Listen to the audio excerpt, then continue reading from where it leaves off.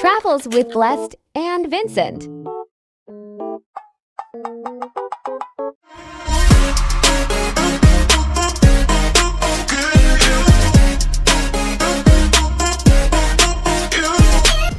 Hi guys! Welcome sa aming vlog number 2 dito pa din sa Malaysia. Super delay kasi nag-holidays, nag-New Year, nag-Christmas. So yeah, New Year, new vlog 2024. So, yung first stop pala namin dito is yung Putra Mosque. Isa siyang principal mosque of Putrajaya, Malaysia. Tapos nakalocate siya sa Putra Square. It was a good thing that we do have friends here, sina Board tsaka Fran. So, nakatipid kami kasi nag-train kami. So, ayun na nga. It was constructed 1987 tapos na-complete siya 2 years after. Also, take note that visitors are always required to dress respectfully kasi mosque nga ito. So, otherwise, you may proceed to the robe counter tapos bibigyan nila kayo ng robe kasi you need to dress respectfully. Nasabi ko nga. So, ito yung robe yung suot namin. Also, the mosque is constructed with rose-tinted granite. Tapos nakikita ko na parang desert pink hue yung effect niya. And ang ganda din may mga woodwork of carvings on doors, sa wood windows, tsaka yung panels. Ang ganda kasi it integrates Arab Islamic architectural designs. It was my first time visiting a mosque, so it's a really, really good experience for me and for us. So, this time, yung mga non-Muslims din are also permitted to visit outside of prayer times and there is no admission charge. They also gave you brochure or run-through about sa history nila, in which naka-learn talaga kami ng marami kasi ang friendly din ng mga tao. Super hospitable. So, nung gabi na, so umuwi na kami kasi medyo malayo na yung biyahe namin. Pabalik pa kami ng Bukit Bintang. Yung nabanggit ko nga sa first vlog. It's there parang city-ish. Parang ganun. And doon din kami kakain kasi mas malapit din doon yung Airbnb na binook namin. Yung hotel. So, here you go.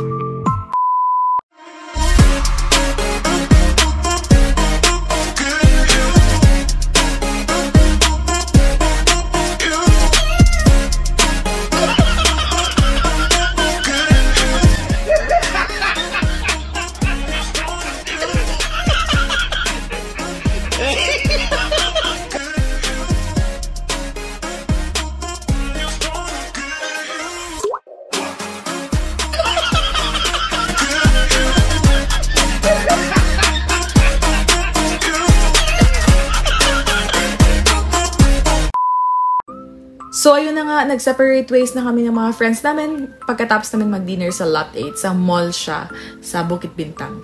Tapos nag-stroll kami ni Vincent dito sa pavilion. Tinayin namin yung Buza ice cream, yung nakakainis na ice cream hanggang makain siya. Need mong ma-wait hanggang mapikon ka. Anyway, Pavilion Mall is parang siyang, hindi ako nakapunta ng New York, pero super lawak, ang ganda. Parang New York feels, ang daming ilaw. And it's very big. So, di kami nakapunta dito last time. So, visit namin kasi malapit lang din siya sa area. Then we went home and bought this Mac Cafe. Ito favorite namin. Wala kasi ito sa Cebu, guys. We tried this sa Tagaytay. Na nga, layong Tagaytay dito sa Cebu. So, sinulit talaga namin. Gabi-gabi kami bumibili ng Mac Cafe. Anyway, next day, nag-grab kami. Yung itinerary namin sa next day is yung Kuala Lumpur hop on, hop off. And we ended up having this very, very accommodating and friendly driver. So, dinmap niya talaga kami kung saan kami mismo bababa. Kasi mali yung naano namin sa Grab, di naman ma-pinpoint itong meeting place ng hop on, hop off.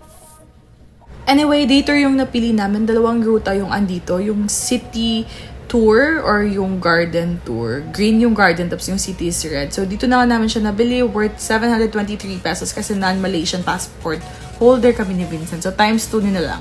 Use our promo code TRAVELS with DV for discount, guys, for Klook. Alright, so, it's a day tour. So, 9 a.m. to 6 p.m. lang ang alam ko. Yung ito. Tapos, pipili lang kayo kung ano yung gusto nyong ruta muna. Kung sa city ba kayo or sa garden. So, since nasa city kami, dito yung pick up, inuna namin yung garden area. So, ito na. Ito yung unang sinakyan namin. Tapos, actually, kayo lang pipili. Mag-base lang kayo. Tignan nyo lang yung brochure ng mapa nila. Tapos, kayo lang pipili kung saan kayo bababa. Tapos, babalik lang din kayo sa kung saan kayo binaba ng bus.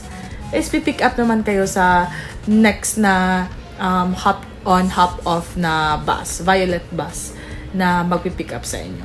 So, ayun na nga, bibigyan nila kayo ng ganito, yung naka-flash sa screen, tapos kayo lang pipili saan nyo gustong i-check yung mga places na andun. So, for us, since hindi naman kami ganun ka-familiar, ginugol muna namin kung ano yung andun sa lugar na yon. So, let's say, may mga parliament, or may mga museum, may mga ancestral house, mga ganon. So, check muna namin sa Google kung ano yung andun, may entrance ba, magkano, para makapag-prepare din kami. Anyway, subscribe pala kayo, guys, for more videos and travel tips. Super thankful kami sa year 2023. It has been travel year for us ni Vincent, and last year lang din kami nagsimula ng vlog, pero you were always there since day one. So, yeah. So, ayun na nga, continue ko yung sinabi ko kanina. Check muna namin sila sa Google kung ano yung mga andun, kung Instagram worthy ba, kung malaki ba masyado yung entrance fee, at least makapag-ready man kami na may fee siya. In our case naman, sa taas muna kami umupo kasi feel muna namin yung langhap sarap ng weather. Tapos pag alam namin malapit na yung first station na gusto namin babaan, first location, bababa naman lang kami para hindi na mababa yung lalakarin namin pababa. Anyway, our first stop is the Little India. It's a vibrant brick fields. Tapos may mga colorful maze of textile shops sila and jewelry stores. And then, daming pancakes na nakikita ko and mga banana leaf na food. And so, nag-picture-picture lang kami. And I think it was around 20 to 30 minutes na inantay namin dito sa kung saan nga kami binaba ng hop-on, hop-off na bus for our next ride. So, our next stop is in National Palace. For Ambassador Road. And we're heading to Istana Negara, the National Palace. So, etong next stop naman, di kayo makakapili kung pupunta kayo dito kasi iba yung dadaanan nila. So, may 15 minutes drop off lang kayo para makita yung view. And then, tinatawag pala nila itong Royal Palace, yung Istana Negara, your national palace dito sa Kuala Lumpur in Bukit Bintang. So, ayun na nga, picture lang kami saglit. And then, you cannot visit inside due to security factors then.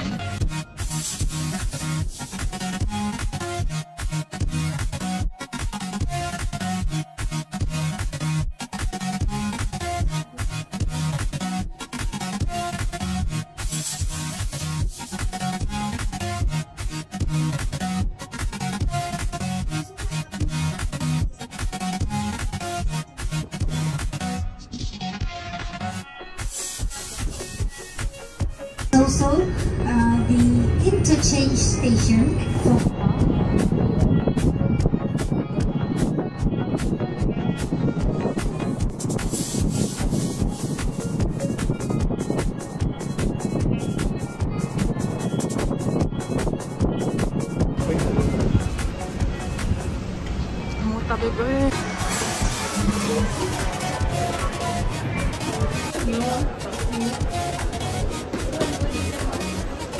So, eto na nga, natapos na kami mag-garden tour ni Vincent. So, kumain muna kami dito sa first stop ng garden. Dito din kami mismo bumaba para after ng lunch.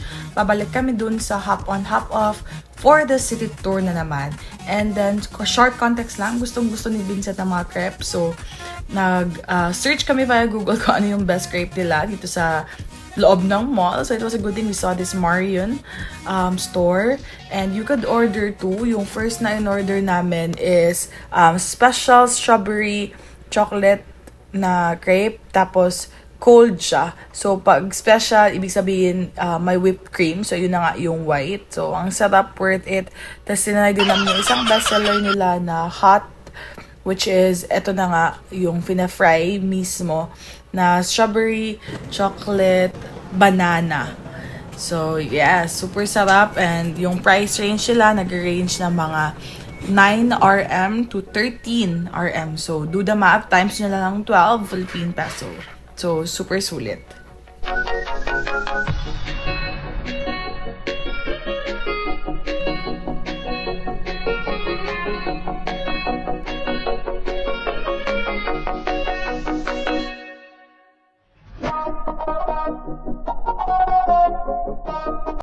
So, after namin mag-lunch, pumunta kami sa KL Tower. Ito yung first stop namin for our city tour. So, good thing na nag-book kami sa Klook kasi pangit yung weather nung pumunta kami dito, umuulan. Tapos may mga rules and regulations sila, of course, for safety purposes na din na pag pangit yung weather, you could actually visit the next day. And of course, wala na yung charge, wala na yung fee. Tapos papakita nyo lang yung booking number nyo na na-book via Klook or via online. So, ayun na nga, nag-antay kami konti na tumigil yung ulan, yung ambon, pero wala. So, we decided na next day na lang kami bumalik sa Kuala Lumpur Tower. Tinatawag nila itong Menara Kuala Lumpur and it's also one of Malaysia's most iconic architecture. Also, ito din yung 7th tallest freestanding tower in the world. So, ang ganda. So, sa next vlog na lang namin lalagay kung ano yung itsura doon kasi next day na kaming pumisit. So, you should book via Klook and then use our promo code TravelsWithBB for discounts. Piliin nyo yung non-Malaysian adult for 927. Tapos yung package na pinili namin is yung Skydeck plus Skybox. Skydeck is viewing deck lang siya. Tapos yung Skybox is papasok ka sa loob ng isang glass cube. So, it's really a good experience. After noon, pumunta kami sa Petaling Street. Ginamit pa din namin yung hop-on, hop-off na card para libre kami sa pamasahin. Dito na kami nag-drop. Kami na lang yung uwi pa uwi.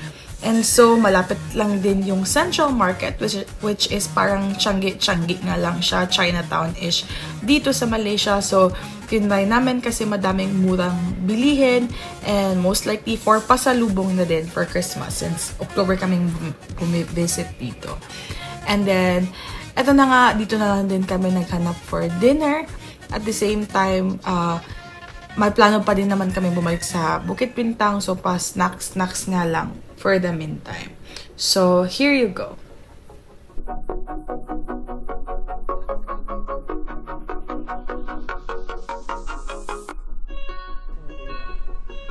And that's it guys for our Malaysia tour sa aming day 2 and day 3.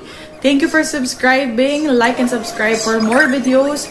For this time, tinay lang din namin yung photo booth dito sa Lot 10 Mall pagkadating namin sa Bukit Bintang. And nag-dinner kami, tinay namin yung mga cuisines nila dito sa Malaysia. Sa Bukit Bintang pa din.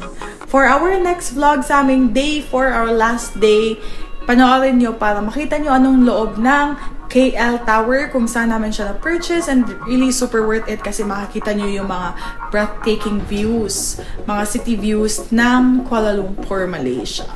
Also, papakita din namin sa next vlog kung saan kami nakabili ng mga very cheap and affordable chocolates dito sa Malaysia. So, watch out and keep on supporting us. Like and subscribe for more travel tips and click the notification bell then for more updated videos sa amin ni Vincent.